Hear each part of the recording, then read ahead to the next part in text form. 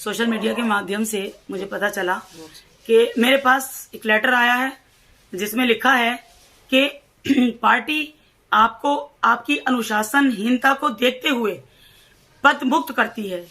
यानी कि पार्टी ने मुझे मेरी अनुशासनहीनता के लिए पद मुक्त किया है।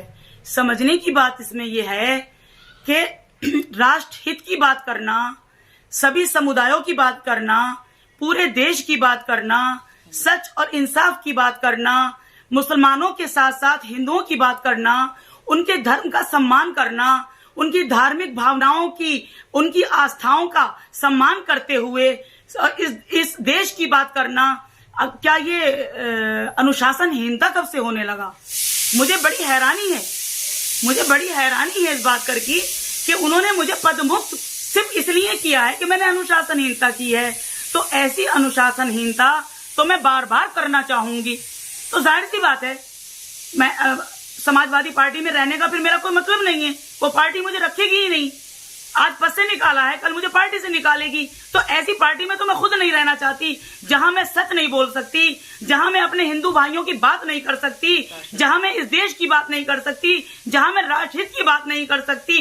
पहले मैंने जो भी कुछ इस पार्टी में रहते हुए तुष्टीकरण की राजनीति की, सिर्फ एक तरफा एक वर्ग विशेष की राजनीति की। लेकिन जब मुझे आत्मज्ञान हुआ, जब मुझे मेरे जमीर ने, मेरी आत्मा ने मुझे झंझोड़ा और मुझे लगा कि जिस देश में मैं रहती हूँ मुझे उस देश की बात करनी चाहिए, जिस देश का मैंने नमक खाया है, मुझे किसी पार्टी की बात नहीं करनी चाहिए, मुझे अपने पूरे देश के, अपने सभी भाइयों की बात करनी चाहिए। तो इसके लिए मुझे पार्टी से पद मुक्त कर दिया गया।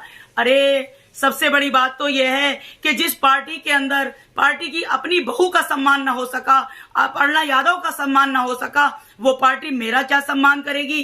तो ऐसी पार्टी को, ऐसी उन्होंने मुझे पद मुक्त किया है, लेकिन मैं ऐसी पार्टी की प्राथमिक सदस्यता से और अपना हर ताल्लुक तोड़ती हूँ, प्राथमिक सदस्यता से इस्तीफा देती हूँ। मैं ऐसी पार्टी में बिल्कुल भी रहना नहीं चाहूंगी। मुझे कभी कुर्सी का लालच न था, न है, न मुझे पद का लालच था, न है। मैं तो हमेशा से एक सोशल वर्कर की हैसियत से, एक लेखिका की हैसियत से, एक कवित्री की हैसियत से भी मैं हमेशा अच्छा काम करती रही हूँ। लेकिन मुझे लगता था कि समाजवादी पार्टी में रहकर मैं अपने दिल की बात नहीं कर पाती थी, मैं अपनी आत्मा की बात नहीं कर पाती थी और मैं राष्ट्रहित की बात नहीं कर पाती थी।